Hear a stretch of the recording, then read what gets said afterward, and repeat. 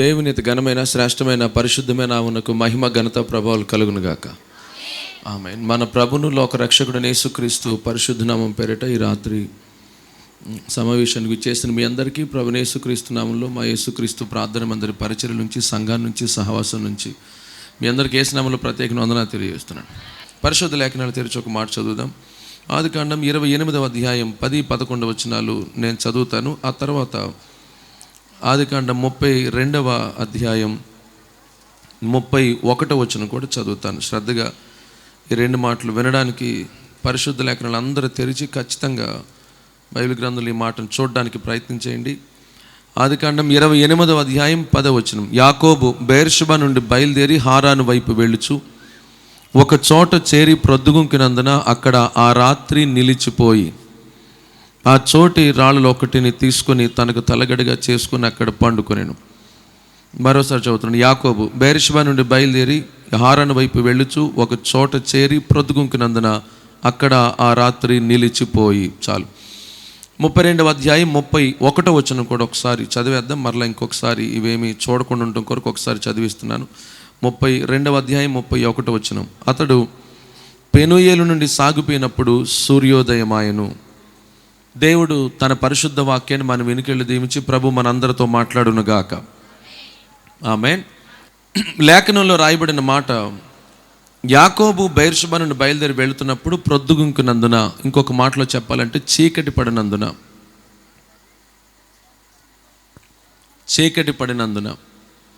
రెండవ మాట 32వ అధ్యాయం 31వ వచనంలో అక్కడ రాయబడిన మాట సూర్యోదయమాయను.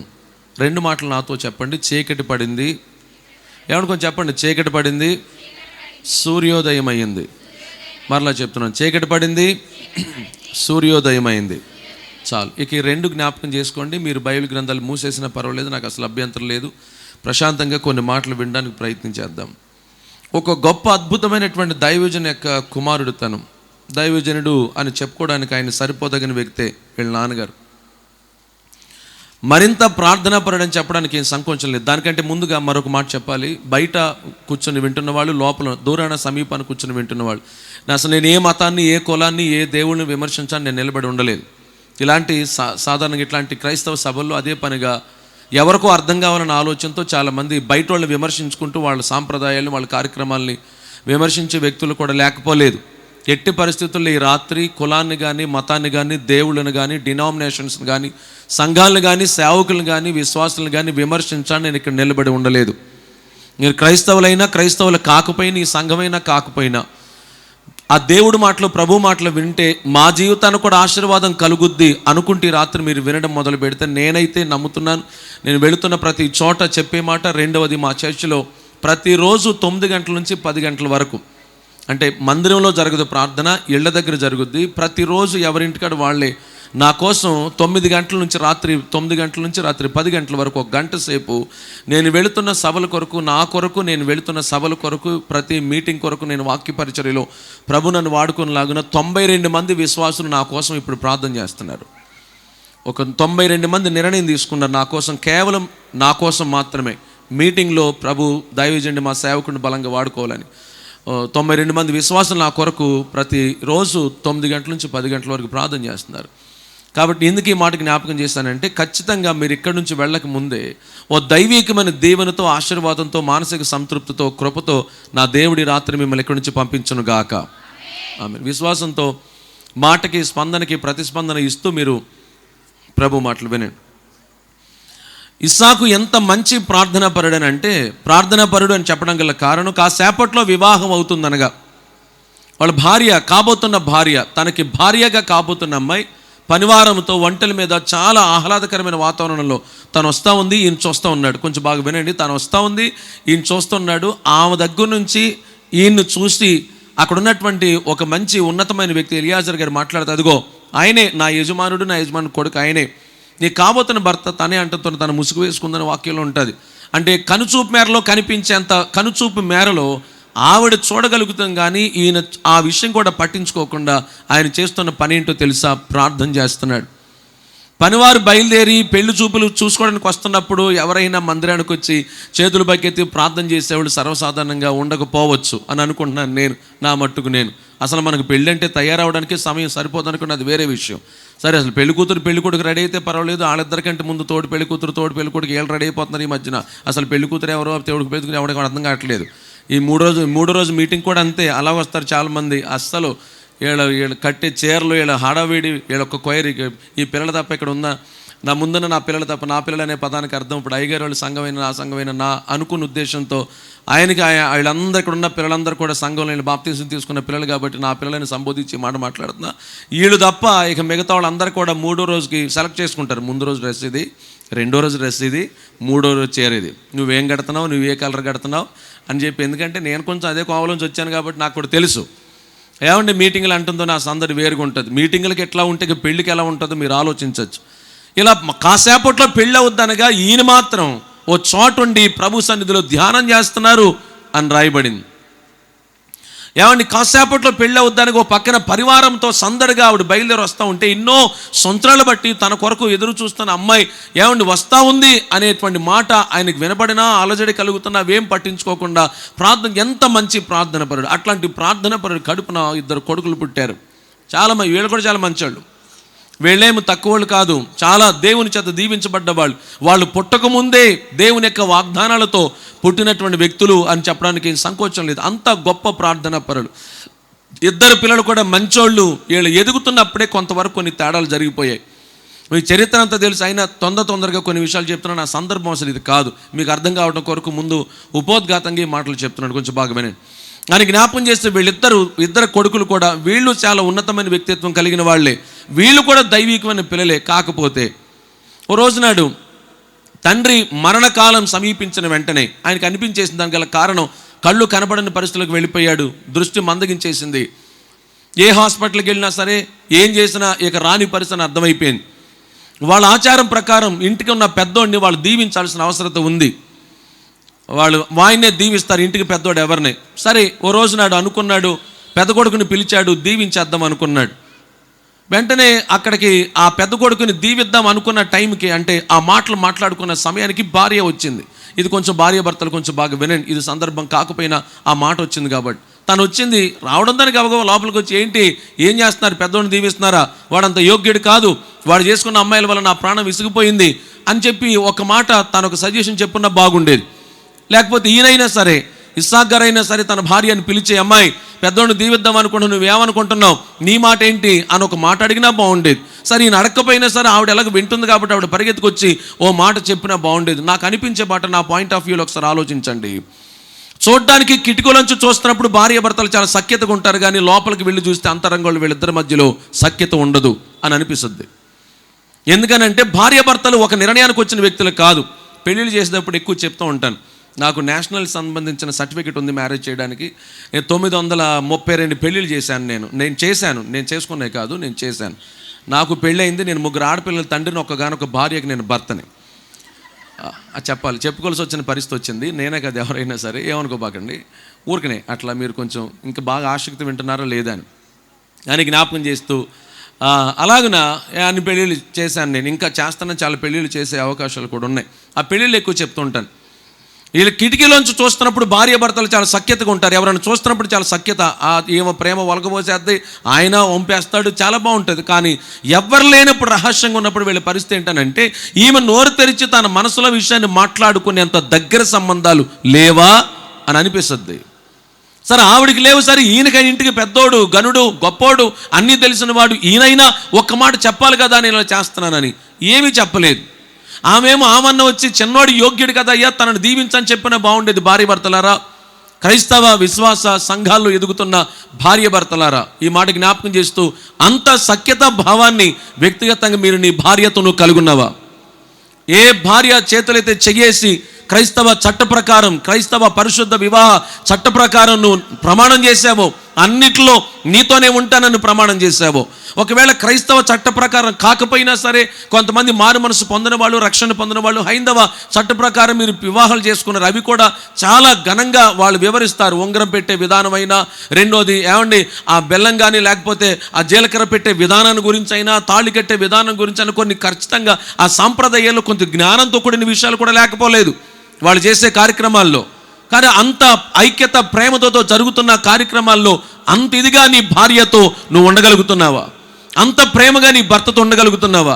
తనకంత స్వతంత్రతని భార్యగా భర్తగా మీరు ఒకరికొకరు ఇచ్చుకోగలిగారా? ఏమాత్రం సంబంధాలు లేకుండా ఎవరి నిర్ణయాలు వాళ్ళు అయిపోవడాన్ని బట్టే కదా ఇద్దరు పిల్లలు అడవులు పట్టుకుని పోయారు ఇద్దరు. ఆలోచించని భార్య భర్తలు సఖ్యతతో కూర్చొని వీడు కాదు వీడినే దీవిద్దాం అనుకున్న మాట అనుకుని ఉంటే ఈయన దొంగతనంగా వాళ్ళ అమ్మ చెప్పిన మాటను బట్టి వచ్చి దొంగోళ్ళలాగా వచ్చి ఆశీర్వాదం తీసుకునే అవకాశం ఉండేది కాదు. రెండోది నాకు ఇవ్వలేదనే బాధతో ఈయన ఎక్కడ కనపడితే అక్కడ చంపడానికి ఈయన బయలుదేరేవాడు కాదు. నా అన్న నన్ను చంపేస్తున్నాడని చెప్పి ఈయన కూడా ఎవరు కనపడకుండా వెళ్ళిపోయి అడవులంటే తిరిగేవాడు కాదు కదా. కొన్ని సంవత్సరాల వరకు అనుకోవడం కంటే భార్య భర్తలు తల్లిదండ్రులు ఇద్దరు అవసాన కాలంలో కనీసం ఒక్క కొడుకు కూడా దగ్గర లేకుండా పోవడానికి భార్య భర్తలు తీసుకున్న నిర్ణయాలు కాదా? ఆలోచించండి ఒక్క నిమిషం అని జ్ఞాపకం చేస్తూ దీవెన తీసుకున్నాడు. వాళ్ళ అమ్మ చెప్పిన మాటలను బట్టి మాటేమో ఓ పక్కన వేరే స్వరం వస్తుంది, ఆయన వేసుకున్నటువంటి వస్త్రాలకు సంబంధించినవేమో ఏశావులాగా అనిపిస్తున్నాయి. మొత్తానికి మనోడు దీవించేశాడు. ఇస్సాకు గారు దీవెన తీసుకుని సంతోషంగా వెళ్ళిపోతున్నాడు. ఆ తర్వాత పెద్దోడు వచ్చాడు, నాకేది దీవెన అన్నాడు, లేదని చెప్పాడు. మొత్తానికి వెంటనే వాళ్ళ అమ్మ ఈ విషయాన్ని గమనించి అబ్బాయిని లాబానింటికి పంపించేస్తుంది. వెంటనే ఇప్పుడు ఏశావు అనే వ్యక్తి తమ్ముడు ఎక్కడ కనపడితే అక్కడ చంపేయడానికి బయలుదేరుతున్నాడు. ఇది ఇక్కడ మనకు ముందు మనం చదివిన విషయంలో ఓ భాగం. అప్పుడు ఈయన బయలుదేరి బెయేర్షెబా అరణ్యానికి వెళ్ళిపోతున్నాడు. బెయేర్షెబా అరణ్యపు అనుభవాలే చాలా భయంకరమైన అనుభవాలు అనొచ్చు. నేను ముందు టైంలో కూడా చెప్తాను. నేను బెయేర్షెబా అరణ్యం, నేను 2 సార్లు ఇజ్రాయెల్ దేశం వెళ్ళి వచ్చాను. అరణ్యపు అనుభవాలు, బెయేర్షెబా అరణ్యపు అనుభవాలు. ఉదయం కూడా ఒక చోట ఈ మాటను ధ్యానం చేశాను నేను. ఏమండి బెయేర్షెబా, మర్చిపోయిన ఈ మాట చెప్పడం, నన్ను క్షమించాలి ఈరోజు మధ్యాహ్నం రాకపోవడం. ఇంకొకసారి ఇప్పుడు అట్లా చేయను. నిండు మనసుతో చెప్తున్నా మిమ్మల్ని అందరినీ, ముందు అయ్యగారిని ఆ తర్వాత మిమ్మల్ని అందరినీ కూడా నిండు మనసుతో నేను క్షమాపణ అడుగుతున్నాను. నన్ను క్షమించండి. క్షమించారా? అంత ఘోరమైన పాపం చేశానా? ఈ మీటింగ్లో అన్ని ముందొచ్చి కూర్చున్నావా? ఏంటి క్షమించానంటుంది ఈ పిల్ల ఏంటి మరి? అయినా నా ప్రభు నా ఈ పిల్లలందరినీ దేవుడు దీవించి ఆశ్రయించను గాక. చెప్పండి, మీకు మీరు ఆమె చెప్పండి. గాడ్ బ్లెస్ యూ అని జ్ఞాపకం చేస్తూ, ఏమంటే బెయేర్షెబా అరణ్యపు అనుభవాలు ఎలా ఉంటాయనంటే, బెయేర్షెబా అరణ్యంలోకి వెళ్ళిన ప్రతి ఒక్కరి చుట్టూ మరణం తిరుగుతూ ఉంటుంది, మరణపు అనుభవాలు. సరే మీకు మర్చిపోక 2-3 గురించి చెప్తాను నేను. ఒక ఆవిడ వాళ్ళ పిల్లోని తీసుకుని ఆ బెయేర్షెబా అరణ్యానికి వెళ్ళిపోయింది. వెళ్ళిన తర్వాత అక్కడ అంటాది, ఈ పిల్లవాడి మరణాన్ని చూడలేక మరణం అనే పదం వినపడింది. ఎవరావిడ? హాగరు. ఆ తర్వాత యాకోబు వాళ్ళ అన్న ఎక్కడ చంపేస్తాడని బయలుదేరి బెయేర్షెబా అరణ్యం. అక్కడ మరణమే, మరణానికి సంబంధించిన మాటలే. ఆ తర్వాత ఏమంటే దావీదు గారి కంటే ముందుగా ఏలియా, యెజబెలు చంపేస్తుందని అటువంటి ఆలోచనతో తన సహచరుడైనటువంటి ఒక సేవకుని తీసుకుని ఆయన బెయేర్షెబా అరణ్యం లోపలికి వెళ్ళి మరలా ఆ కుర్రోడిని అక్కడ వదిలేసి ఒక దిన ప్రయాణంతో లోపలికి వెళ్ళి అక్కడ అంటాడు, ఇంత మట్టుకు చాలు, నేను చచ్చిపోతాను అంటున్నాడు. యెజబెలు పలికిన మాటను బట్టి భయపడి ఏలియా పలుకుతున్న మాట బెయేర్షెబా అరణ్యంలో చచ్చిపోవాలి అనే ఆలోచనలు. ఆ తర్వాత దావీదు గారు తన సొంత మావైనటువంటి సౌలుతో మొదటిసారిగా తరవబడ్డాడు. రెండోసారి ఏమో కొడుకైనటువంటి అబ్షాలోముతో తరవబడి బెయేర్షెబా అరణ్యానికి వెళ్ళాడు. ఎక్కడ చూసినా మరణానికి సంబంధించిన అనుభవాలే. ఈయన జీవితంతో కూడా ఈ బెయేర్షెబా అరణ్యపు అనుభవాలన్నీ కూడా నా పాయింట్ ఆఫ్ వ్యూలో ఒకసారి ఆలోచించండి. మిగతా సేవకులు వేరే కోణంలో చెప్పుండొచ్చు. నా కోణంలో నేను చెప్తున్న మాట ప్రభు ప్రేరేపించిన కొలది కొంతమంది అనుభవాలు మరణపు అనుభవాలు. ఈయన రావడమే మరణానికి సంబంధించిన అనుభవాలకు వచ్చేసాడు. ఇక్కడున్న వాళ్ళు చాలామంది నేను కూడా ఒక పుస్తకంలో చదివాను, మరి ఎంతవరకు వాస్తవం తెలియదు. రోజుకొచ్చి ఆడవాళ్ళు 8 సార్లు అనుకుంటారంటే ఈ మాయమందకు చేసి పెట్టలేకపోతున్నా, నేను చచ్చిపోతే. చాలా బలంగా వినిపిస్తుంది ఈ మాట. ఈ మందకి చేసి పెట్టలేకపోతున్నాను నేను. ఈ మందకి చేసి పెట్టలేకపోతున్నాను నేను, నా వల్ల కావట్లేదు. కనీసం ఈ ప్లేట్ తీసి ఈ ప్లేట్ అక్కడ పెట్టదు, బాగానే పాడుతున్నావు పాటలు అంటారు కూడా కొంతమంది ఇళ్ళ దగ్గర. మైకి ముందు నుంచి బాగానే పాడుతున్నా పిల్ల, కనీసం ఈ ప్లేట్ తీసి ఇటు పెట్టదయ్యా, ఒక్క పని చేయదయ్యా, గుడి కంటే మాత్రం ముందే బయలుదేరిపోతాయ్యా. ఇది ఈ మందకు చేసి పెట్టలేకపోతున్నా, నేను చచ్చిపోతే బాగుండును. వీడికి చేసి పెట్టలేకపోతున్నా, ఆడేవాడు ఆయనే, ఆడికి చేయలేకపోతున్నా, నా వల్ల కావట్లేదు, నేను చచ్చిపోతే బాగుండును. ఈ సంసారాన్ని ముందుకు తీసుకెళ్ళలేకపోతున్నాను, పరిస్థితులు నా వల్ల కావట్లేదు, అన్నీ ప్రతికూలం అయిపోతున్నాయి, నేను చచ్చిపోతే బాగుండు. ఈరోజు చాలా ఈజియెస్ట్ విషయం అయిపోయింది చనిపోవడం అనేది. ఏదైనా ఫెయిల్యూర్ అయిన వెంటనే ముందు తీసుకుని నేను చనిపోతే బాగుండు. దేనికి ఉపయోగపడిన పరిస్థితులు ఉన్నప్పుడు ఏమన్నా కొంతమంది అనుకునే విషయం నేను చచ్చిపోతే బాగుండును. నేను నా టైం వీలైతే కనుక నా టైంలోనే చాలా తక్కువ సమయంలోనే నేను సాక్ష్యాన్ని కూడా చెప్తాను అనుకుంటాను. ఒక వీలైతే జ్ఞాపకం చేస్తాను. నేను కూడా అదే పరిస్థితి, ఫెయిల్ అయిపోయిన పరిస్థితి, జీవితంలో ఓడిపోయినటువంటి పరిస్థితి, అవమానకరమైన పరిస్థితి. నా తండ్రి నన్ను కనీసం డాడీ అని పిలవద్దని ఖచ్చితంగా నోరు తెరిచి చెప్పారు. ఇక ఒకసారి పిలిచేస్తే తప్పు చేయకపోయినా డాడీ అని పిలిచేందుకు చితక్కొట్టి పాడేశారు మా నాన్నగారు. అంత భయంకరంగా నేను ఓడిపోయిన పరిస్థితులు. ఇక్కడ కూర్చున్న వాళ్ళు కూడా ఒకవేళ ఏమన్నా ఫ్యామిలీ లైఫ్ని కొనసాగించలేక చనిపోదామన్న ఆలోచనతో, సంసార పరిస్థితులు బాగోక చనిపోదామన్న ఆలోచనతో, పిల్లల భవిష్యత్తులు సరిగ్గా లేక చనిపోదామన్న ఆలోచనతో, భర్త తిరిగిపోతే అయిపోయా లేకపోతే విపరీతమైన పరిస్థితులు కుటుంబంలో ఏర్పడి చనిపోదాం అనుకుంటూ బెయేర్షెబా అనుభవాల్లో కూర్చున్నారేమో. యాకోబు కూడా బెయేర్షెబా అనుభవంలోకి వెళ్ళిపోయాడు. మరణానికి సంబంధించిన పనులు వెనకాల వెంటాడుతున్న రోజులవి. ఆ తర్వాత ఉంటుంది ఒకటి బెయేర్షెబా అరణ్య లోపలికి వెళ్ళాడు, మొదటి అనుభవం. రెండో అనుభవం ఏంటంటే చీకటి పడినందున ఆ రాత్రి అక్కడ నిలిచిపోయాడు. చీకటి పడిపోయింది. ఒక్క మాటలో త్వరగా చెప్తున్నాను కాబట్టి ఈ మాట జ్ఞాపకం చేస్తున్నాను. చీకటి పడిన అనుభవాలు ఎలాంటి అనుభవాలు అంటే శపించబడిన అనుభవాలు అని అనొచ్చు. శపించబడిన అనుభవాలు పైకి బాగానే కనిపిస్తున్న శపించబడిన అనుభవాలే అంటాను నేనైతే. యాకోబు పరిస్థితి, అబ్రహాము దగ్గర 318 మంది పనిచేసేటువంటి పరిచారికులు ఉండేవాళ్ళు, అలవర్చబడిన వాళ్ళు అని ఉంటుంది బైబిల్ గ్రంథంలో. 318 మంది పరిచర్య చేసేవాళ్ళు, వాళ్ళ భార్యలు, వాళ్ళ పిల్లలు, ఎంత సంతానం. ఇస్సాకు గురించి ఆయన గురించి కూడా రాయబడిన మాట. ఆయన ఓ రోజు నాడు గెరార్ అనే ప్రాంతానికి వచ్చిన వెంటనే అబీమెలెకు రాజు అంటాడు, అయ్యా నిన్ను భూమి భరించలేకపోతుంది, నీ సైన్యం అంత ఉన్నారు, నీకు వెనుకున్నటువంటి దాసీలు పెరిగిపోయారు, ఆయన గొడ్లాస్తి గొర్రెలాస్తి దాసదాసీలు పెరిగిపోయారు అని అంటారు. ఆలోచించండి, తాతకేమో 318 మంది పరిచారికులు, తండ్రికేమో కొన్ని వందలకి మించిన మంది పరిచారికులు పనిచేసేవాళ్ళు. ఇప్పుడు యాకోబు ఒక్కడే మిగిలిపోయాడు. ఒక్కడే, ఎవరు లేరు. బెయేర్షెబా అరణ్యానికి ఎంటర్ అయినప్పుడు ఎవరు లేరు. ఒంటరితనం శపించబడిన అనుభవం కాదా? ఎప్పుడు చూసినా సరే వెలుగు మధ్యలో ఉండేవాడు. దానికి గల కారణం ఏంటనంటే ఈయన చాలా ఉన్నతమైన స్థాయి వ్యక్తిగా పుట్టాడు. తను చాలా ఉన్నతమైన స్థాయి వ్యక్తిగా. పగలంతా వెలుగు ఎలాగ ఉంటుంది, ఇక రాత్రులకు వచ్చేసరికి ఎప్పటికప్పుడు దీపస్తంభాల మధ్యలో ఉండేవాడు. ఇక్కడికి వచ్చేసరికి బెయేర్షెబా అరణ్యానికి వచ్చేసరికల్లా ఎప్పుడు సరిగ్గా చవి చూడనటువంటి అరణ్యపు అనుభవాలు ఒకటైతే, రెండవది భయాందోళనతో కూడినటువంటి చీకటి పడిపోయిన అనుభవాలకు వెళ్ళిపోయాడు. శపించబడిన అనుభవాలు. ఈ రాత్రి ఇక్కడ ఈ మాటలు వింటున్న వాళ్ళ జీవితాల్లో కూడా ఒకవేళ శపించబడిన అనుభవాలు ఉన్నారేమో. ఏది శాపం, ఏది ఆశీర్వాదం, రెండు కోణాల్లో ధ్యానం చేద్దాం. ఒక మహా అయితే నేను ఇంకా ఒక 40 నిమిషాలు నేను వాక్యం చెప్తాను. కారణం ఏంటంటే రేపు ఆదివారం ఆరాధనలు అందరికీ ఉన్నాయి కాబట్టి. అయినా అసలు ఈ రాత్రి మీరు ఇంతమంది వస్తారని నేనైతే అనుకోలే. శనివారం అంటే చాలా కష్టం, కొన్ని సంఘారాధనలు జరుగుతాయి. రెండోది ఉదయం ఆదివారం కాబట్టి చాలామంది రాకుండా ఉంటారు. నేనైతే కొంచెం భయపడతానే వచ్చాను. నేను మహా అయితే 100 మంది కూడా ఉండరేమో అనుకుంటూ వచ్చా. మీరు చాలా ఆసక్తితో వచ్చారు. మరోసారి చెప్తున్నా, నా ప్రభు మిమ్మల్ని అందరినీ దీవించును గాక. మధ్యలో లేకమాకండి అని జ్ఞాపకం చేస్తూ, ప్రియులారా, వాక్యంలో రాయబడుతున్న మాట ఆశీర్వాదం రెండు కోణాల్లో మాట్లాడుతాను. అసలు ఆశీర్వాదం, దేవుని చేత దీవించబడ్డ కుటుంబాలు ఎలా ఉంటాయి ఒకసారి వీలైతే, తీయనవసరం లేదు, తీసినా పర్వాలేదు, తీయిపోయిన పర్వాలేదు, కానీ మనకు తెలిసిన కీర్తనే అది. 128వ కీర్తనలో మనందరికీ నోటెడ్ అయిపోయిన కీర్తన చెప్పండి ఒకసారి. యెహోవా యందు భయభక్తులు కలిగి ఆయన త్రోవలను నడిచేవారు అందరూ ధన్యులు, ఆశీర్వదించబడిన వారు, కృప పొందిన వారు, దీవించబడిన వారు అని అర్థం. ఏంటి దీవెన? రెండు కోణాలు జ్ఞాపకం చేస్తా, ఓపికగా ఈ మాట వినండి. ఏంటండి, శరీరానికి సంబంధించిన దీవెన గురించే మాట్లాడుతాను అనుకోబాకండి, కొంచెం ఆలోచిస్తూ ఈ మాట వినండి. మొదటి మాట ఏంటంటే, నిశ్చయముగా నీవు నీ చేతుల కష్టార్జితాన్ని అనుభవిస్తావు. తలలు పైకెత్తండి. యెహోవా చేత దీవించబడ్డ కుటుంబాలు ఏముంటుందని అంటే, నిశ్చయముగా నీ చేతుల కష్టార్జితాన్ని నువ్వు అనుభవిస్తావు. ఈ రోజుల్లో ఎంత సంపాదిస్తున్నా ఇళ్లలో ఏమీ మిగిలిన పరిస్థితి. ఉగాది పండుగ రోజు నాడు అష్టావధానం చేసేటువంటి పండితులు, నేను ముందే చెప్పి అసలు విమర్శించను.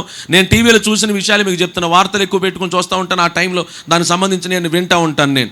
కాబట్టి అష్టావధానం చేసే పండితులు చాలామంది కూర్చొని మన జాతకంగా వాళ్ళ చేతుల్లో పెడతారు. ఏమంటున్నారు తెలిసి మధ్యకాలంలో ఎక్కువగా, నాయన నీ ఆదాయమేమో 2, వ్యయమేమో 14 అంటున్నాడు ఆయన.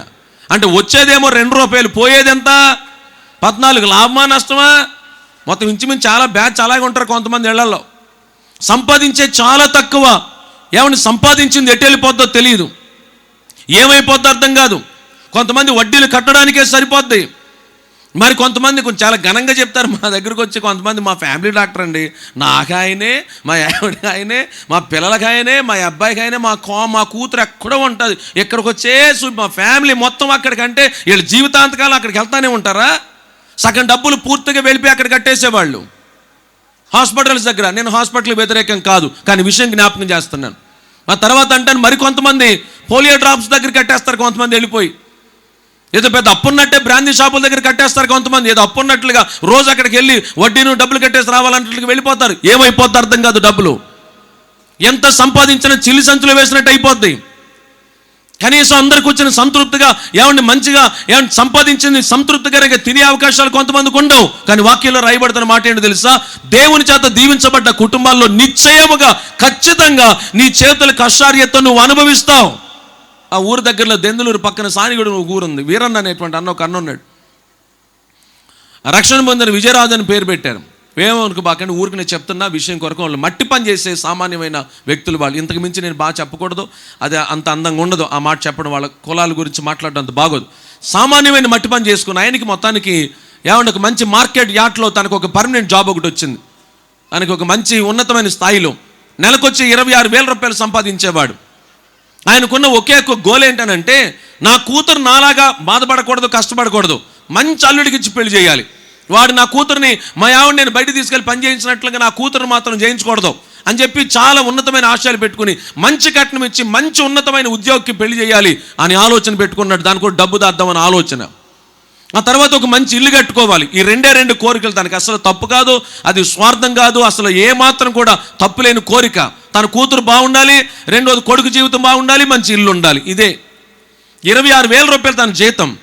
ఏమన్నా ఇంటికి ఓ రోజు నాడు తీసుకోవడం, దాన్ని ఫస్ట్ నెల తీసుకోవడం ఇంటికి వచ్చాడు. ఇక రేపు మార్నింగ్ వెళ్ళి బ్యాంకులు వేసేద్దాం అని అనుకున్నాడు. తన భార్యతో ఈ ప్రణాళిక మాట్లాడి కూర్చున్నాడు. ఈ లోపున ఏమైందో తెలియదు, రాత్రికి ఒకసారిగా పిల్లలిద్దరికి ర్యాషెస్ మొదలు పెట్టాయి. 2011లో జరిగిన విషయం ఇది.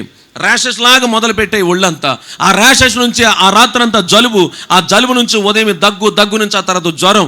తీసుకెళ్లి విజయ హాస్పిటల్ అని చెప్పి ఏలూరులో చాలా పెద్ద హాస్పిటల్ ఉంది, ఆ హాస్పిటల్లో జాయిన్ చేస్తే వీళ్ళు దగ్గరగా 16 రోజులు హాస్పిటల్ ఉన్నారు. ఈ బిల్ ఎంత అయిందంటే 32,000 రూపాయలు అయింది. వచ్చిందేమో 26,000 రూపాయలు, అయిపోయింది ఎంత? 32. నష్టం. దేవుని పిల్లల కుటుంబాల్లో నష్టాలు, క్రైస్తవుల కుటుంబాల్లో నష్టాలు. కానీ వాక్యంలో రాయబడిన మాట ఏంటంటే, నిశ్చయముగా నీ చేతులకు కష్టార్జితం అనుభవిస్తావు. ప్రియులారా, ఈ మాటలు వింటున్న వాళ్ళ కుటుంబాల్లో కూడా ఒకవేళ ఎంత సంపాదించినా కనబడిన పరిస్థితుల్లో ఎంత సంపాదించినా కానీ వాక్యమేమో ఇక క్రొత్త నిబంధనకు వచ్చేసరికి ఇంకా భయంకరంగా ఉంటుంది. అదేంటో తెలుసా? అందరికీ పంచిపెట్టగా కొండ మీద 12 గంపలు మిగిలినాయి అంట. స్తోత్రం చెప్పండి గట్టిగా. మిగిలే అనుభవాల్లో కుటుంబాలు లేకుండా శపించబడిన అనుభవాలకు వెళ్ళిపోతున్నారు. ఈ మాటలు వింటున్న క్రైస్తవులైనా క్రైస్తవేతరులైనా ఇళ్లలో శపించబడిన అనుభవాలతో ఉన్నారేమో. బయటికి అందరు కనిపించడానికి బాగానే ఉన్నా, ఏమని ఎంత సంపాదిస్తున్నా ఏమి కనబడని పరిస్థితి. ఇదొక శపించబడిన అనుభవం. రెండో మాట జ్ఞాపకం చేస్తా అంట, నేను అంటాడు, నీవు ధన్యుడవు, నీకేం కలుగుద్ది? ఏమన్నా కొంచెం చెప్పండి. నీవు ధన్యుడవు, నీకేం కలుగుద్ది? నీకు మేలే కలుగుద్ది. ఈ మాటకు అర్థం ఏంటనంటే, బాగా జ్ఞాపకం చేస్తాను, బాగా వినండి. మేలు కలగటం, మనం ఏదో మేలు చేస్తే మనకు మేలు కలగటం కాదు సుమా. మనం ఏదన్నా మేలు చేస్తే ఇతరులు మనకి మేలు చేయడం కాదు. ఇంకా ఈ మాట చెప్పాలంటే మీకు అర్థం అవడం కొరకు మీరు తీయద్దు, అట్లా వినండి. రోమీయులకు రాసిన పత్రిక 8వ అధ్యాయం 28వ వచనంలో, దేవుని ప్రేమించువారు కనుక ఆయన సంకల్పం చొప్పున పిలువబడిన వారందరికీ మేలు కలుగటకై సమస్తమును సమకూడు జరుగుతున్న మేలు కలగటం కోసమే. సరే, ఈ మాట కూడా కొంచెం కన్ఫ్యూజన్గా ఉండొచ్చు. ఇంకో మాట గుర్తు చేస్తాను. ఓ రోజు నాడు యేసేపు మాట్లాడుతూ చెప్తూ వాళ్ళ అన్నలతో అంటాడు, ఆయన రాజు అంతా అయిపోయిన తర్వాత, రాజు కాదు ఒక ప్రధానమంత్రి కేడర్కి వెళ్ళిపోయిన తర్వాత ఓ రోజు నాడు అన్నలందరూ నిలబడి ఆయన ముందు నిలబడి, వినండి, వాళ్ళతో అంటాడు మాట్లాడుతూ, అన్నలారా, మీరైతే నాకు కీడు చేయని ఉద్దేశించుదురు కానీ నేటి దినమంతన జరుగుతున్నట్లుగా దేవుడు ఆ కీడంతటిని ఎలా మార్చాడు? కొంచెం చెప్పండి, ఎలా మార్చాడండి? మేలుగానండి బాబు, మీద దండం పెడతాను. చెప్పండి, ఎలా మార్చాడు? ఆయన మేలుగా మార్చాడు. కీడు ఎప్పుడు అన్నలో కీడు చేశారా, మేలు చేశారా? కొంచెం బాగా ఆలోచించి చెప్పండి. అన్నలు కీడు చేశారా, మేలు చేశారా? కీడే చేశారు పాస్టర్ గారు అని అన్న వాళ్ళకి సార్ చేయబాకేస్తాను, ఏం పర్లేదు, ఊరికనే ఏమైంది, నేను తిట్టను కొట్టను, బాధ పెట్టేదేం కాదు. అన్నలు కీడే చేశారని అన్న వాళ్ళు చేయబాకేస్తండి. ఒక అక్క, అమ్మగారు, ఒక ఆవిడ, 2 బ్రదర్, 2 ఎత్తారు. సరే, 3, 4, 5 వేసుకో, 6 వేసుకోండి పో. ఏమండి, లేదండి బ్రదర్, అన్నలు మేలే చేశారు అన్న వాళ్ళు చేయబాకేస్తండి. ఒకసారి 1, 2, 3. ఈ మిగతా బ్యాచ్ ఏంటి? 3 ఆప్షన్ లేదుగా, 2 ఆప్షన్ లేక నేను ఇచ్చింది. ఇంకో 3 ఆప్షన్ ఉన్నట్టుగా. వీళ్ళు చాలా జ్ఞానులు. వీళ్ళు చేయి పైకి ఎత్తలేదు చూసారా బ్రదర్, అక్కడ ఎత్తిన తమ్ముడు, ఇక్కడ ఎత్తిన అమ్మ, వెనకలు ఎత్తిన బ్రదర్. మనం అందరం అజ్ఞానులు, వీళ్ళు చాలా జ్ఞానులు. వీళ్ళ జ్ఞానం ఏంటంటే 2 నిమిషాలు అయితే ఆడే చెప్తాడు, మనకి ఎందుకు వచ్చిన తలనొప్పని. దేనికి స్పందించకుండా అలా చూస్తున్నారు. అయినా నా ప్రభు మిమ్మల్ని అందరినీ దీవించును గాక. అసలు దీనికి మాత్రం అసలు తేడా ఉండదు. అసలు దీవెన అనే మాట వస్తుంది, ముందు స్పందించేస్తాం మనం. సరే, కీడు చేశారా మేలు చేయం. కొంతమంది మేలు కూడా ఆధ్యాత్మిక అర్థంలో మేలు చేయొచ్చు, కానీ సొంత అన్నలే కొట్టేయడం. ఆలోచించండి, ఏం తప్పు చేశాడు పాపం యేసేవన్న? ఏం తప్పు చేయలే, ఏ పాపం చేయలే, ఏ తప్పు చేయకపోయినా సరే కావాలని ఇష్టానుసారంగా కొట్టి తీసుకెళ్లి గుంటలో పాడేసి అక్కడ నుంచి మరల ఇష్మాయేలీయుల చేత ఐగుప్తులకి అమ్మించేసి పంపించేశారు. బాషరాని ప్రాంతానికి ఎంత కఠినాత్ముడైనా ఆ పని చేస్తాడు. ఏమన్నా వీళ్ళకి ఏం చేస్తాడు, ఏం తప్పు చేశాడు? భయంకరంగా కొట్టి పాడేశారు. యేసేపు జీవితంలో ప్రతిదీ కీడే. మన లెక్కలు ఆలోచిస్తే మనకి ఎండింగ్ ఏంటో తెలుసు కాబట్టి మేలని చెప్తున్నాం తప్ప, ఆ ఎండింగ్ ఏంటో తెలియకపోతే కనుక అసలు మనం ఆ మాట చెప్పలేము. ప్రతిదీ కీడు. అన్నలతో కొట్టించుకున్నాడు, గుంటలో పడేయించుకున్నాడు, ఆ తర్వాత అమ్మబడ్డాడు, బాషాను ప్రాంతానికి వెళ్ళిపోయాడు. ఏమండి, కొంతకాలం ఉపశమనం కలిగింది పొతిఫర్ దగ్గర, కానీ అలా ఆవిడేమో బోళ్ళు మ్యాప్ వేసి మనోని తీసుకెళ్ళి జైల్లో పడేయించేసింది. ఎంత భయంకరమైన పరిస్థితి. జరిగేదంతా కీడే, కానీ అదేంటో తెలియదు. కానీ వీళ్ళందరూ కీడు చేద్దాం అనుకున్నారు, కీడే జరుగుతుంది అనుకున్నారు, కానీ దేవుడు మాత్రం ఆ కీడంతటిని మేలుగా మార్చేశాడట. స్తోత్రం చెప్పండి ఒకసారి. కొంతమంది జీవితాల్లో ఏం చేసినా కీడే, మేలు మాత్రం కలగదు. మేలు అనేది కొంతమంది కుటుంబాల్లో ఉండదు. ఓ రోజు నాడు దైవజనులు యేసన్న గారి జీవితంలో జరిగిన యథార్థమైన విషయం మొన్న మధ్యన నేను ఆ మెసేజ్ విన్నాను. నేను కర్నూలులో చాలా పెద్ద సభ ఏర్పాటు చేశారు 1997లో. 1997, 98 ఆ సంవత్సరాల్లో 3 రోజులు ఈయన ఒక్కరే వాక్యం చెప్పడం, 100కి మించి 1000 మంది ప్రజలు హాజరయ్యారు. అద్భుతమైన సభ జరిగింది. అయిపోయింది 3వ రోజు. యేసన్న గారు వెంటనే స్టేజ్ దిగి అందరికి ప్రేయర్ చేసిన తర్వాత అప్పటికే 2 గంటలు అయిపోయింది, 2 o'clock అయింది, మిడ్నైట్. గబగబా వెళ్ళిపోతుంది. ఎక్కడ రబ్బాయి, అప్పట్లో ట్రాక్స్ నార్మల్ కార్లు ఉండేవి, తుఫాను బళ్ళు అంటుంటారు వాటిని. ఇప్పుడే కనిపించట్లేదు కూడా, అంతరించిపోయింది. దాంట్లోనే చాలా కాలం ఉన్నారు ఆయన దైవజనులు. దాంట్లో చాలా కాలం ప్రయాణం చేస్తారు. బొలెరో లాగా ఉంటుంది ఇంచుమించుగా, కానీ అంత ఫెసిలిటీస్ ఉండవు. ఎక్కడ వెళ్ళిపోతాం తొందరగా అంటే వెంటనే రమేష్ అన్న వచ్చి, అన్న భోజనం అంటే ఇప్పుడు భోజనం ఏంటారు, 2 అయిపోయింది టైం, ఇప్పుడు బయలుదేరితే కానీ ఎప్పటికి వెళ్తాం రా, మన మధ్యలో మళ్ళీ టీలు దాగి మళ్ళీ బయలుదేరి వెళ్ళి అక్కడికి వెళ్ళి ప్రార్థన చేసుకుని మళ్ళీ సేవకులు కూటం ఉంది, నా వల్ల కాదు, ఏమొద్దు భోజనం ఎక్కేయండి అన్న కొంతమంది తినలా, పర్లేదు ఎక్కేమనరా అంటతోనే ఎక్కేయడానికి సిద్ధపడుతున్నప్పుడు కుర్రోడు కర్నూలు మందిరం కొరకు ఎకరం పొలం ఇచ్చిన రెడ్డి కులానికి సంబంధించిన వాడు వచ్చి రమేష్ అన్న దగ్గరికి వచ్చి, అన్న ఒక్క నిమిషం అన్నాను. ఏంటనంటే, అన్న ఆ కనిపించే ఇల్లు మా ఇల్లు అన్నయ్య, ఆ కనిపించేది యేసన్న గారు ఒక్కసారి తీసుకొచ్చి ప్రార్థన చేయించన్నాను. అమ్మో కుదరదేమంటే, అన్నయ్య ఎకరం పొలం ఇచ్చాను కానీ మనం సైటు మందిరానికి ఒకసారి అట్లా మా నాన్నకి బాగాలేదు, మా అమ్మ వాళ్ళు రక్షణ పొందానని ఒకసారి అటు అడుగు పెట్టి తీసుకెళ్ళిపోయినాను. సరే అడుగుతాను ఆగని చెప్పి వెంటనే యేసన్న గారి దగ్గరికి వెళ్ళి, అన్న ఏంట్రా అన్నాడు. ఏంటి అన్నాడు. అది ఈడు ఎకరం పొలం ఇచ్చాడు, అయితే ఏంటి, అది ఆడి ఇల్లు ఎక్కడైనా అన్నయ్య, ఒకసారి అటు అడుగు పెట్టి ప్రార్థన చేయించేద్దాం, ఆడిని పిలువ అన్నాడంట. వెంటనే యేసన్న గారు పిలవమంటతోనే రేయ్ రా అని పిలుతున్నాడు. అంటున్నాడు పరిగెత్తుకొచ్చాడు. నీ ఎకరం పొలం నువ్వు తీసేసుకొని నేను రాను అని చెప్పి కారుకి ఎత్తన్నాడంట ఆయన. కాదండి ఎకరం పొలం కోసం కాదండి, ఒకసారి అడుగుపెట్టి, నా ఖాళీ లేదు అబ్బాయి అంటే, అన్న ప్లీజ్ అన్న. ఓ పక్కన రమేష్ అని, ఇంకో పక్కన వేసలు అన్న, ప్రైడిపల్ అన్న, ఏడు రాజు అని అందరు బతులు ఆడేస్తున్నారు. అన్న పాపం అన్నాడు. అడిగి ఎకరం పొలం వెళ్దామని ఒకసారి నేను అక్కడ అడుగుపెట్టి వచ్చేయడమే కదన్న ప్లీజ్ అన్న అంటే, వీళ్ళు పోరుబాడలేక సరే 2 అంటే 2 నిమిషాలే ప్రార్థన, 2 minutes 2 నిమిషాలే అన్న, అసలు అడుగు పెట్టండి చాలు, 1 నిమిషం చేయండి ప్రార్థన అన్నాడు. అంటంతోనే ఈడు ఆ ఇంటికి తీసుకెళ్ళేవాడు ఆనందం అంతా ఇంత కాదు, ఆడు ఎగురుతున్నాడంటే ఆత్మలో ఎగురుకుంటూ ఆడు తీసుకెళ్ళిపోయి లైట్లు వేస్తుంటే వాళ్ళ నాన్నగారు పెరాలసిస్ స్ట్రోక్ వచ్చిన వ్యక్తి, ఆ రక్షణ పొందిన అబ్బాయి వాళ్ళ సైట్ ఇచ్చిన అబ్బాయి వాళ్ళ నాన్నగారికి పెరాలసిస్ స్ట్రోక్ వచ్చి మాట కూడా స్పష్టంగా రాక లైట్లు వేసేస్తే అలికిడికి లేచి ఏహ్రా అన్నాడు అంట గట్టిగా. అనేసరికి పాస్టర్ గారు వస్తున్నారు అన్నాడంట. పాస్టర్ గారు గెస్ట్ గారు అలా అన్నాడు గట్టిగా. ఈ మాటలు యేసన్న గారికి వినిపించినాయంట. వెంటనే రమేష్ అన్నతో, రేయ్ ఏంద్ర ఆడు తిడుతున్నాడు అట్లా, ఆడు పాస్టర్ గారు గెస్ట్ గారు అన్నాడు, ఈ తిట్టెత్తకు తీసుకొచ్చా పెట్టరాను అని అంటే, రమేష్ అన్న ఆడిదేమన్నా రేపమ్మా పోతాడు మనకి ఎందుకు, నడవని 2 నిమిషాలు నడవ అన్నాడు. సరే అని చెప్పి మళ్ళీ లోపలికి వెళ్ళిన తర్వాత యేసన్న గారు కళ్ళు మూసుకొని ప్రార్థన చేద్దాం అని చెప్పి చేతుల పైకి ఎత్తి ప్రార్థన మొదలు పెట్టేశారు. ప్రేమ నమ్మకం కలిగిన మా తండ్రి అని ప్రార్థన చేస్తుండగా మనసులకు ప్రేరణ అంట, ఆరాధన చేయి అని. నీ ప్రేమతో నన్ను క్షమించి నన్ను హత్తుకున్నావయ్యా, ఎవ్వరు చప్పట్లు కొట్టద్దు దయచేసి. అందరు కళ్ళు మూసుకొని 2 చేతులు దేవునికి జోడించి, ఎంత మంచి దేవుడవేసయ్యా, నువ్వెంత మంచి దేవుడవేసయ్యా, చింతలన్నీ తీరేనయ్యా నిన్ను చేరగా, ఎంత మంచి దేవుడవేసయ్యా, నా చింతలన్నీ తీరేనయ్యా నిన్ను చేర. అందరు ఎంత మంచి దేవుడవేసయ్యా. కీబోర్డ్ కొంచెం సౌండ్ పెట్టండి, కీబోర్డ్. ఎంత మంచి దేవుడవేసయ్యా, నువ్వెంత మంచి దేవుడవేసయ్యా, కొంచెం నోరు తెరిచి, చింతలన్నీ తీరే, ఎంత మంచి దేవుడవేసయ్యా, నా చింతలన్నీ తీరేనయ్యా. వెనుకున్న వాళ్ళు కూడా తమ్ముడు కళ్ళు మూసుకొని, ఎంత మంచి. ఓ బ్రతుకునావా పగిలినా, కడలి పాలైనా, అలలు ముంచి వేసిన, కడలి పాలైనా, అలలు ముంచి వేసిన, ఆశలు అణగారినా. నీ మాట, నీ మాట చాలయ్యా, నీ చూపు చాలై. కళ్ళు మూసుకొని, నీ తోడు నీ నీడ, యేసయ్య నీ మాట చాలయ్యా, నీ చూపు చాలయ్యా, నీ తోడు. వెనుకున్నవాడు, నీడ చాలయ్య, యేసయ్య నీవుంటే నాకు చాలు, నువ్వు ఒక్కడివి చాలు.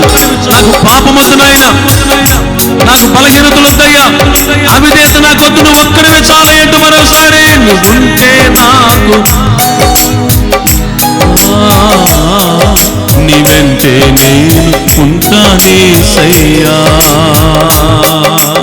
అందరూ ప్రభుత్వాన్ని లేఖని ఒకవేళ కన్నీరు గార్చి ప్రార్థన చేసే ప్రేరేపణ వస్తే ఆపుకోవద్దు. కన్నీటితో ప్రభు పాదాలు పట్టుకుని, యాకోబు పడినట్లుగా శపించబడిన అనుభవాలు ఉన్నారేమో, పాడైపోయిన అనుభవాలు ఉన్నారేమో, బయటికి బాగానే కనిపిస్తూ లోపలంతా భయంకరమైన మానసిక క్షోభతో ఈ ప్రార్థన ప్రభు పాదాలు పట్టుకుని, యేసయ్యా నన్ను క్షమించమని అడుగుతూ. స్తోత్రం.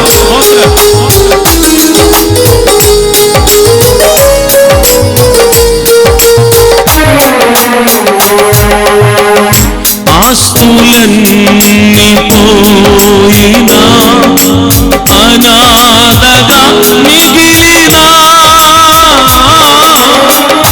ఆప్తులే విడనాడినా, ఆరోగ్యం క్షీణించినా, ఆస్తులన్నీ పోయి అనాథగా మిగిలినా, ఆప్తులే విడనాడినా, ఆరోగ్యం క్షీణించి. ఒకసారి అందరు చేతులెత్తి, నీ మాట చాలయ్యా, నీ మాట చాలయ్యా, నీ చూపు. అందరు చేతులెత్తి, నీ తోడు. మీరెక్క నిలబడున్న ప్రభు సన్నిధిలో, యేసయ్యా నీ మాట చాలయ్యా, నీ చూపు, నీ తోడు, నీ నీడ చాలయ్యా, నీవుంటే నాకు చాలు యేసయ్యా, నీ వెంటే నేనుంటానేసయ్యా. యేసయ్యా నీవుంటే నాకు చాలు. అందరు అందరు, నీ వెంటే యేసయ్యా. చేతులెత్తి, నీ మాట చాలయ్యా, నీ చూపు చాలయ్య. అందరు, నీ తోడు, నీ నీడ. కొంచెం నోరు తెరిచి అందరూ, నీ మాట చాలయ్యా. వెనుకున్న తమ్ముళ్ళు కూడా, నీ చూపు యేసయ్యా, నీ తోడు, నీ నీడ. మరోసారి నీ మాట చాలయ్యా. ఏమన్నారు? నీ చూపు, నీ తోడు, నీ నీడ చాలయ్యా. కళ్ళు మూసుకుని ఉండండి. మీ కొరకు ఒక చిన్న ప్రార్థన చేయబోతున్నామంటూ ప్రే ఫర్ యు ఆల్. మీ కొరకు ఒక చిన్న ప్రార్థన. చేతులు దించేసేయండి, కళ్ళు మూసుకోండి. చేతులు దించేసేయండి, కళ్ళు మూసుకోండి. మీ కొరకు ఒక చిన్న ప్రార్థన చేస్తాను. ఇంకా ఈ రాత్రి రక్షణ పొందకుండా, బాప్తిసం పొందకుండా, యేసు ప్రభుని సొంత రక్షకుడిగా అంగీకరించండి. ఇక్కడ ఎవరున్నారు? మీరు ఏ చర్చ్ నుంచి వచ్చినా, ఏ సంఘాన్ని నుంచి వచ్చినా, ఏ ఊరు నుంచి వచ్చినా, మీ వయసులో 14 సంవత్సరాలు ఉండే పైబడిన వాళ్ళు, ఏమన్నా చదువులో 9th క్లాస్ చదువుతో పైబడి చదివేవాళ్ళు ఇక్కడ ఎవరున్నా బాప్తిసాలు తీసుకోకుండా, అన్నా నేను ఇంకా బాప్తిసం తీసుకోలేదు, నా కొరకు ప్రార్థన చేయండి అన్న వాళ్ళు ఒకసారి మీ కుడి హస్తాల పైకి ఎత్తని, మీ కొరకు ప్రార్థన చేస్తాను. వాళ్ళు ఎత్తారా వీళ్ళు ఎత్తారని కళ్ళు తెరిచి మాత్రం చూడబాలి. ఇంక ఇక్కడ ఎవరైతే బాప్తిసాలు పొందలేదో ప్రభుని మోసం చేయొద్దు. బాప్తిసం పొందకుండా చేతులు మాత్రం కిందకి దించుంటద్దు. దేవుడు మంచి అవకాశం ఇచ్చారు. మీరు ఏ చర్చ్ నుంచి వచ్చినా, ఏ సహవాసమైనా, ఏ సంఘమైనా, సేవకుని ఒక చిన్న ప్రార్థన మాత్రం చేస్తాను మీకోసం. ఇంక ఇక్కడ ఎవరైనా రక్షణ పొందకుండా ఉంటే నిర్మోహమాటంగా ఈ పిల్ల చెప్పాను ముందే, నేను కళ్ళు మూసుకోవాలి. ఇంకెవరైనా బాప్తిసం పొందకుండా ఉంటే మీ కుడి హస్తాల పైకెట్టని తమ్ముడు మీ కొరకు ఒక చిన్న ప్రార్థన చేస్తాను. ఇంకెవరైనా ఉన్నారా? ప్రభు పిలుస్తున్న పిలుపుకి ఏకీపించి మీరు బాప్తిసాలు పొందకపోతే నా చెల్లెళ్ళారా, నా తమ్ముళ్ళారా, మీ కొరకు చిన్న ప్రార్థన చేస్తాను. అట్లాంటి వాళ్ళు మీరు ఎక్కడ నిలబడి ఉన్నా, చేతులెత్తిన వాళ్ళు మాత్రమే కళ్ళు తెరిచి చాలా త్వరగా పరుగులెత్తుకుంటూ స్టేజ్ ముందుకు వచ్చేసేయండి. మీ కొరకు ఒక చిన్న ప్రేయర్ చేస్తాను. రండి తమ్ముడు, రండి, నా చెల్లెలు రండి, ప్రార్థనలు ఏకీపించుకోండి. రండి, వాళ్ళు మాత్రమే కళ్ళు తెరిచి, ఆడపిల్లలు ఇట్లా నిలబడిన, మగ పిల్లలు నిలబడండి. త్వరగా రండి, మీ కొరకు వచ్చిన రండి తమ్ముడు. Small prayer for you. చాలా త్వరగా రండి, పరుగులెత్తుకుంటారండి. ప్రభు మిమ్మల్ని దీవించిన, గాడ్ బ్లెస్ యూ. నా ప్రభు మిమ్మల్ని ఆశీర్వదించిన గాక. Hallelujah, hallelujah. Lord just move with compassion, confession spirit right. ముందుకు వచ్చిన వాళ్ళు కన్నీటితో ప్రార్థన చేయండి. పాప కన్నీటితో ప్రార్థన చేయండి. ఆయన కన్నీటితో ప్రార్థన. తమ్ముడు, నా చెల్లెలు కన్నీటితో ప్రార్థన చేయండి. యేసయ్యా నన్ను క్షమించమని అడగండి. ఆయన మూవ్ అవుతున్నారు. ఇక్కడ పరిశుద్ధాత్మ దేవుని యొక్క శక్తి మన మధ్యలో సంచరించి ఒక్కొక్కరిని కన్ఫెషన్ స్పిరిట్తో నింపుతారు. ఈ స్టేజ్ దగ్గర బలమైనటువంటి సన్నిధి మన మధ్యలో పనిచేస్తూ ఉంది. ముందుకు వచ్చిన వాళ్ళందరూ ఏకీపించి ప్రార్థన చేయండి. యేసయ్యా నన్ను క్షమించమని అడగండి. యేసయ్య క్షమించమని అడుగుతుండండి. నోరు తెరిచి ప్రార్థన చేయండి. యేసయ్యా నన్ను క్షమించమని అడగండి. ఆయన నోరు తెరిచి ప్రార్థన చేయండి. కన్నీటితో ప్రార్థన చేయాలనిపిస్తే ఆపుకోవద్దు. నోరు తెరిచి కన్నీటితో ప్రార్థన చేశాను. ఆపద్దు. మిమ్మల్ని ఎవరు ఆపేవాళ్ళు లేరు. ఇక్కడ ఆపేవాళ్ళు ఎవ్వరు లేరు. నోరు తెరిచి కన్నీటితో అందరూ కలిసి ప్రార్థన చేద్దాం. స్తోత్రం, స్తోత్రం. ప్రార్థన చేయండి. ఇంకా ప్రార్థన చేయండి. తమ్ముడు నోరు తెరిచి ప్రార్థన. చాలా మంది ముందుకు వచ్చిన పిల్లలు చాలా మంది కన్నీటితో ప్రార్థన చేస్తున్నారు. దేవుని యొక్క శక్తి, ప్రసన్నత మన మధ్యలో సంచారం చేస్తున్న క్షణాలు ఇవి. ఆయన మన మధ్యలో పాపములు ఒప్పించే ఆత్మ చేత, కన్ఫెషన్ స్పిరిట్ చేత నా ప్రభు నింపుతున్నారు. ఆయన కన్నీటితో ప్రార్థన చేసి ఆత్మ చేత ఒక్కొక్కరు నా ప్రభు నింపుతున్నారు. ఆయన యేసయ్య పాదాలు పట్టుకుని యేసయ్యా నన్ను క్షమించమని అడిగేటువంటి శ్రేష్టమైనటువంటి పరిశుద్ధాత్మ సన్నిధి ఒక్కొక్కరి మధ్యలో మన మధ్యలో సంచారం చేస్తున్న క్షణాలు ఇవి. అడగండి, ప్రభువుని అడగండి. ఇక్కడ దైవజనులు ప్రార్థన చేసి ఆమేన్ అన్న వెంటనే ఈ ప్రాంతం నుంచి ప్రభు ఆత్మ అదిగో ఆరోహణమే మరలా వెళ్ళిపోతున్నారు. ఆయన సభలు ఈ రాత్రితో అయిపోయాయి. మన మధ్యలోంచి నా ప్రభు వెళ్ళిపోతున్న క్షణాలు ఇవి. మన ప్రభు మన మధ్యలోంచి వెళ్ళిపోతున్న క్షణాలు ఇవి. ఇక్కడ నుంచి ప్రభు వెళ్ళిపోతున్న క్షణాలు. ఆయన వెళ్ళక ముందే, ఆయన మనల్ని దాటిపోకముందే, దావీదు కుమారుడా నజరేయుడైన యేసు నన్ను దాటిపోవద్దని అడగండి. నన్ను దాటిపోవద్దని అడగండి. నన్ను దాటిపోవద్దు నాయన. నజరేయుడైన యేసు మమ్మల్ని దాటిపోవద్దు. నా పాపాన్ని చూసి దాటిపోవద్దు నాయన. అదిగో మీరు చూస్తూ ఉండగానే దేవుని సన్నిధి మన మధ్యలో సంచారం చేస్తూ మిమ్మల్ని దాటుకుని వెళుతున్న క్షణాలేవి. మిమ్మల్ని దాటుకుని వెళ్ళనివ్వద్దాయన్ని పట్టుకుని యాకోబు పట్టుకున్నట్లుగా యేసయ్యా నన్ను ఆశీర్వదిస్తాయి నేను మొదలను అడగండి. ప్రభు నీ రాత్రి ఆశీర్వాదం పొందే రాత్రి, దైవికమైన కృప పొందే రాత్రి, మునుపు ఎన్నడూ చూడనట్లుగా ఎవరిని కన్నీటితో ప్రభు పాదాలు పట్టుకుని ఒక అద్భుతమైనటువంటి కన్ఫెషన్ స్పిరిట్ చేత ఒక్కొక్కరు నా ప్రభు నింపుతున్న రాత్రి. హల్లెలూయా, హల్లెలూయా, హల్లెలూయా.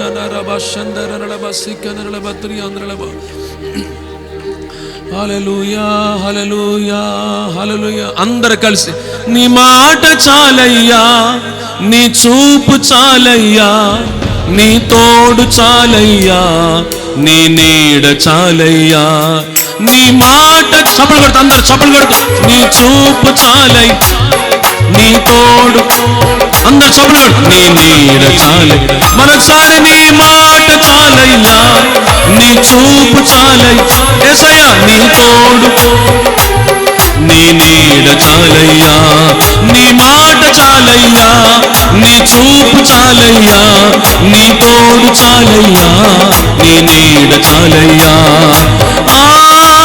ఆరాధనా స్తుతియా యేసయ్యా, ఆరాధన అందరు సభలు కొడుతున్నారు. స్తుతియా ఆరాధన, ఆరాధన స్తుతి ఆరాధన, ఆరాధన స్తుతి అందరు సభలు కొడతారా? ఆరాధన స్తుతి ఆరాధన, వెనుకడు అయ్యా నీవే కదా నా ఆరాధన, నీవే కదా నా స్తోత్రం.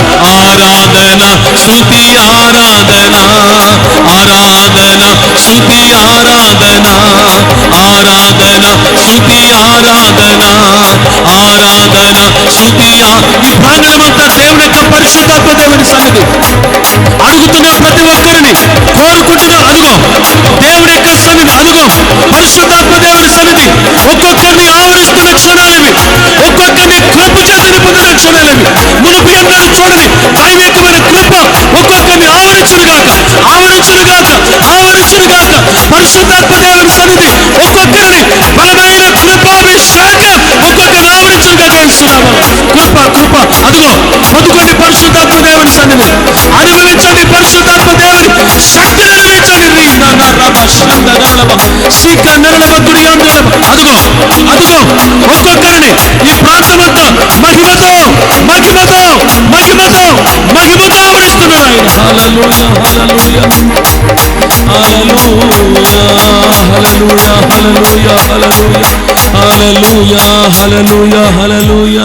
నీవే కదా నా ఆరాధన, ఆరాధన స్తుతి ఆరాధన, ఆరాధన స్తుతి ఆరాధన. ముందుకొచ్చిన వాళ్ళు రెండు చేతులు పైకెత్తి నేను చేస్తున్న ప్రార్థన నా వెనకాల చెప్పండి. ముందుకొచ్చిన వాళ్ళు మాత్రమే, ముందుకొచ్చిన వాళ్ళు మాత్రమే నోరు తెరిచి తమ్ముడు నా చెల్లెలారా నేను చేస్తున్న ప్రార్థన వెనకాల చెప్పండి. యేసయ్యా మీకు స్తోత్రం. కొంచెం నోరు తెరిచి యేసయ్యా మీకు స్తోత్రం. మహిమను విడిచి భూలోకానికి వచ్చి రక్తము కార్చి సిలువపై మరణించి మూడవ రోజున సమాధి నుండి తిరిగి లేచిన దేవుడివని రక్షకుడివని నేను నమ్ముచున్నాను. చెప్పండి యేసయ్యా నేను పాపిని, నన్ను క్షమించండి. యేసయ్యా తెలుసో తెలియకో ఏ పాపము చేసినా మీ రక్తముతో నన్ను కడిగి పవిత్రపరచండి. బాప్తిసము కొరకు నన్ను సిద్ధపరచండి. నాకు, నా కుటుంబానికి, నా బంధువులకు, నా స్నేహితులకు రక్షణ దయచేసి మమ్మల్ని ఆశీర్వదించమని, నీ రాజ్యము కొరకు సిద్ధపరచుమని యేసు నామములో ప్రార్థించిన ఈ మనవులన్నీ పొంది ఉన్నాము తండ్రి. గట్టిగా అందరూ ఆమేన్ చెప్పండి. ఆమేన్. కళ్ళు తెరవండి, ఎక్కడో అక్కడ నిలబడి ఉండండి.